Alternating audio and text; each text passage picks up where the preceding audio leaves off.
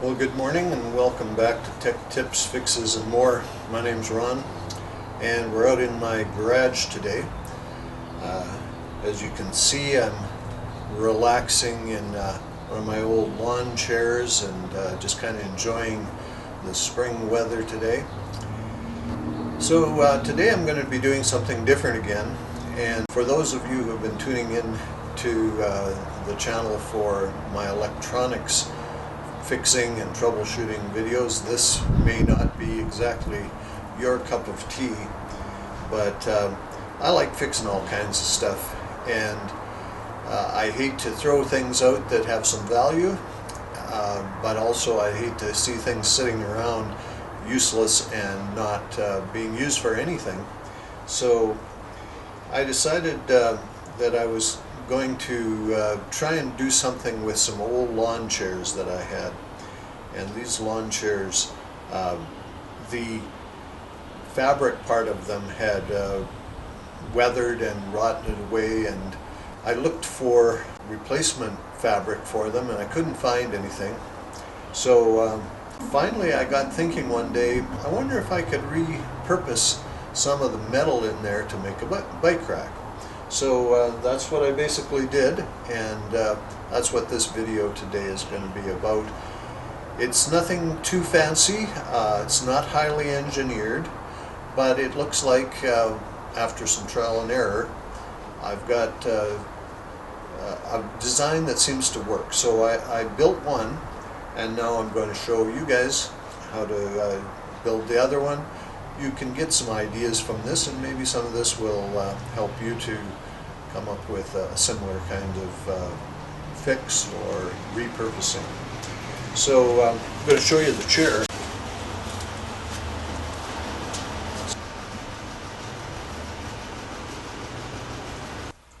So here it is here, the bike stand that I put together. I made it out of a couple of these old chairs. I'm going to put together one for you, and you can just see how I did it.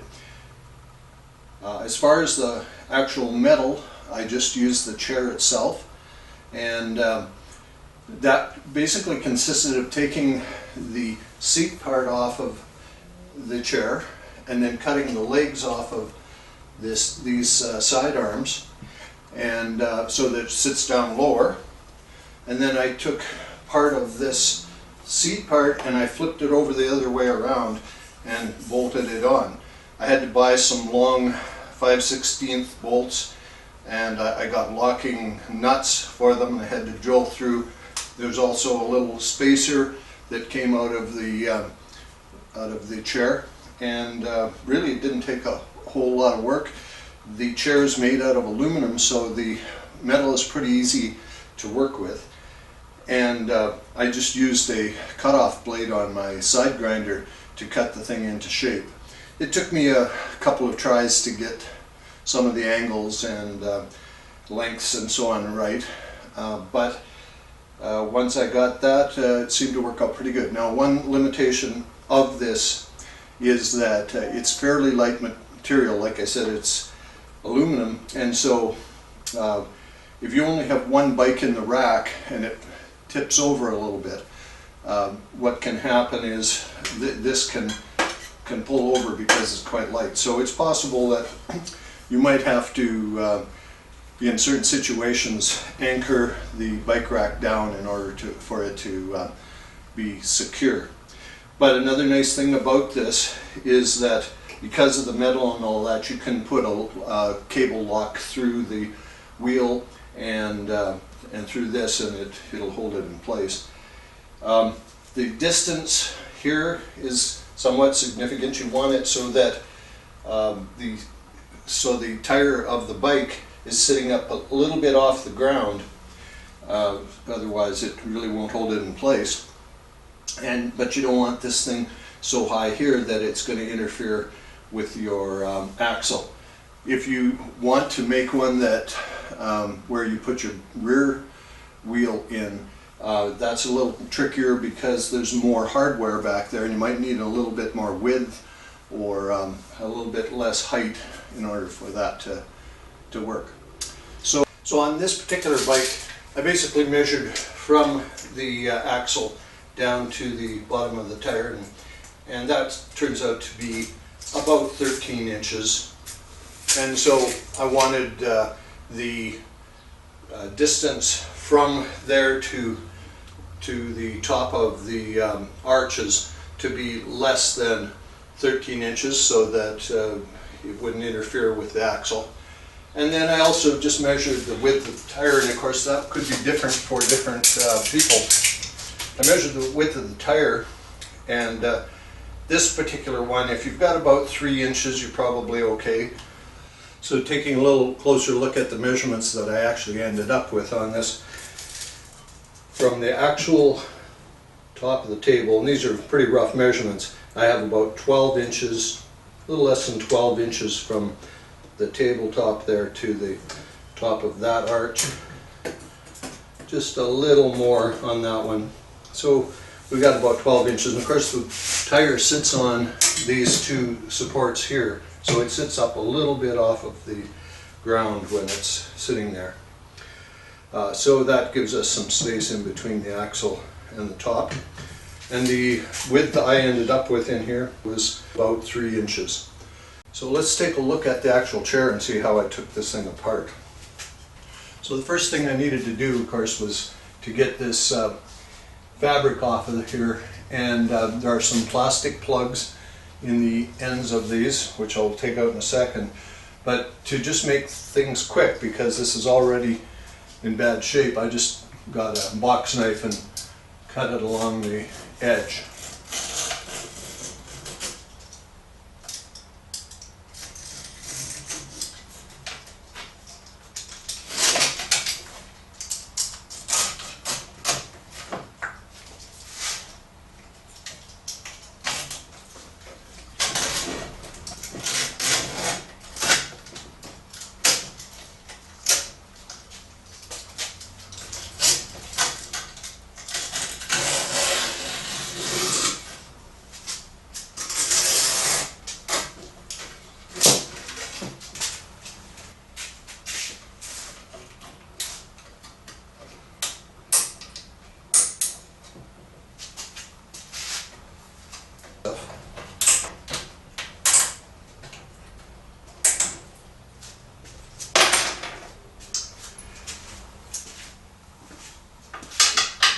These particular bolts are metric.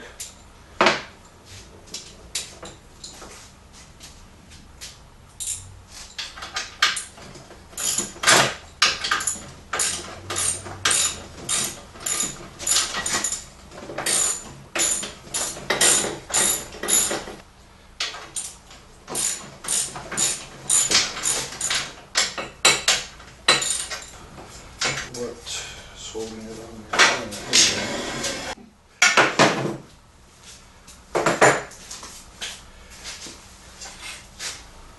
And you'll notice that the braces that went across, they came straight out.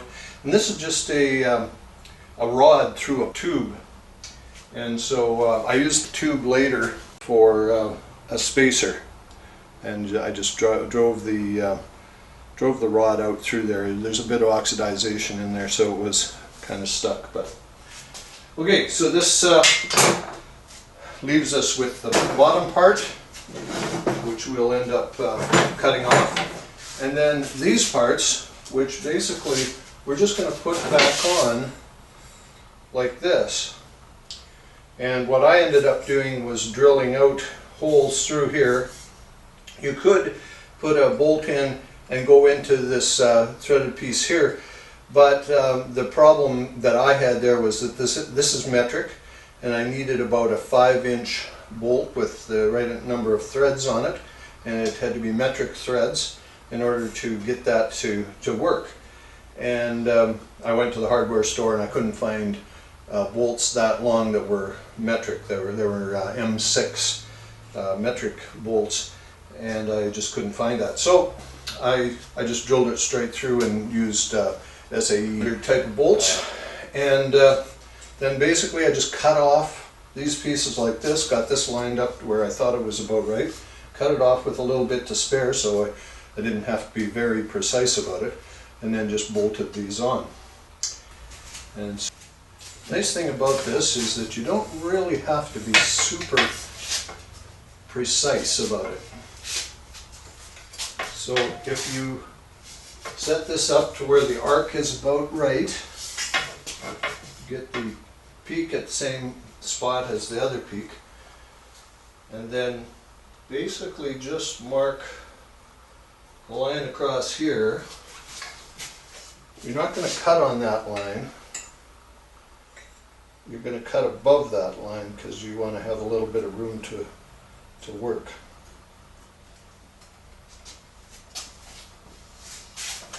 And probably best to do both of them the same.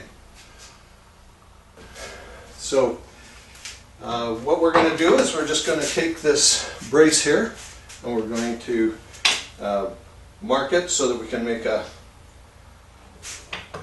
cut on it. I made these rough marks and I'm going to move up from them a little bit. I am guesstimating a bit. I'll try and guesstimate on the side of caution so that I don't cut too much off. If you're doing this kind of thing, obviously be careful. We're working with power tools here. You should be sure that you are careful with the power tool. You should be careful with your hands, your clothing, your eyes. Make sure you've got eye protection.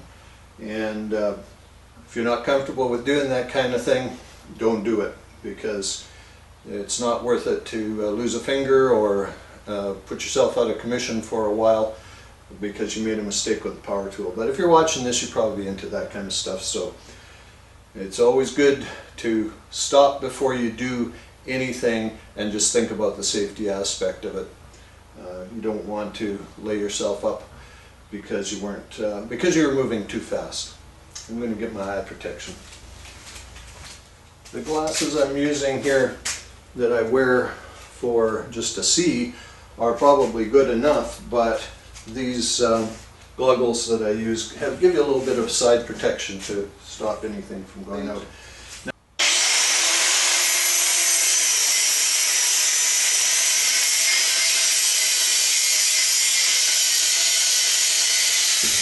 I should have mentioned before that basically all we're using here is a cut-off blade in this side grinder, and it really works good on the aluminum because the aluminum isn't very hard. And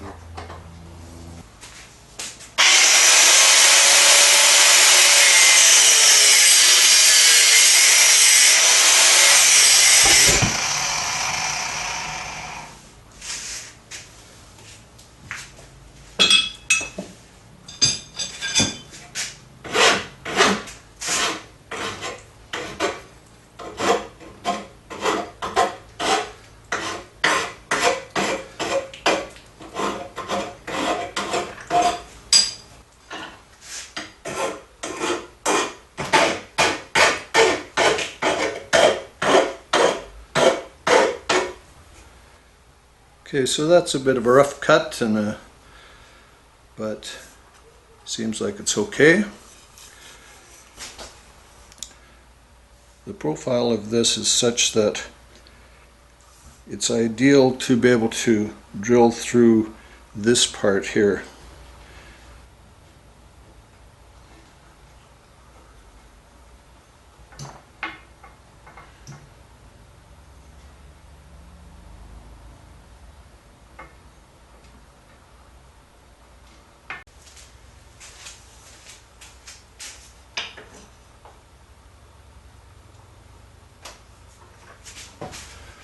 So to get the holes in the right positions, I'm going to mark these and drill them out for the bolts that I'll be using later on.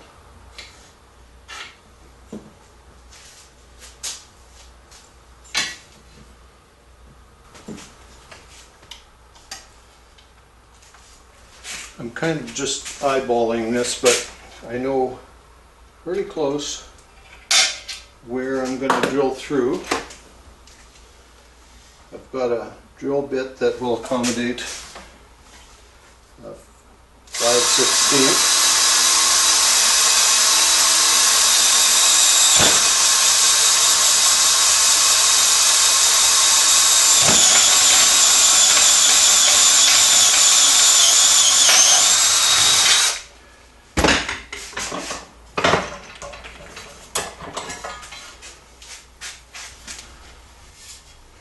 And I may have to make that hole a little bit elongated later if it isn't quite right, but it doesn't have to be quite right to do what I'm doing here.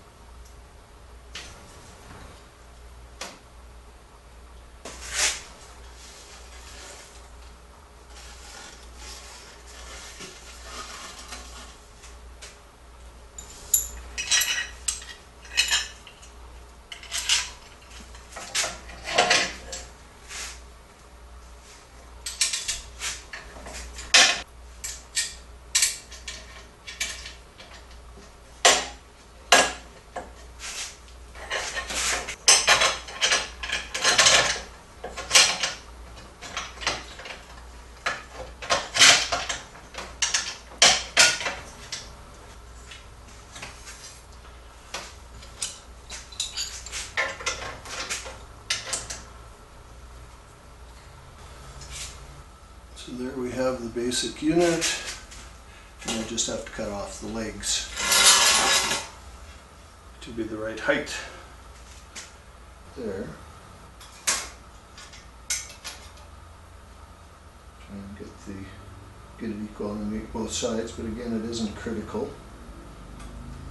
Measure this, that's about 2.5, about 2.5.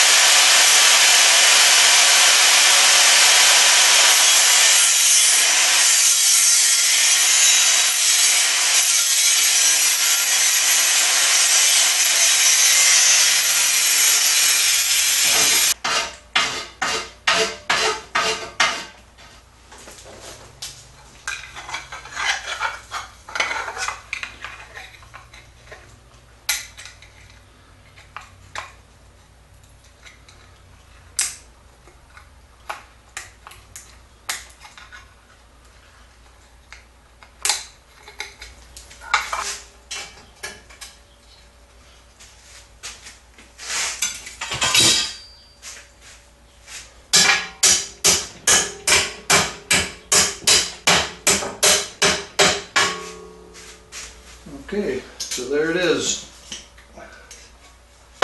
Seems pretty solid, it seems pretty level. It's got little plastic legs on the bottom. Oh,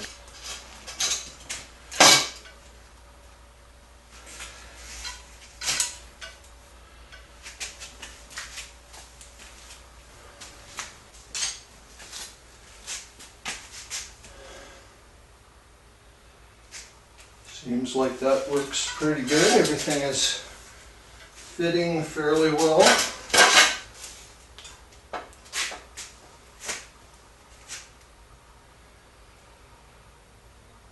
I think we can call that a wrap.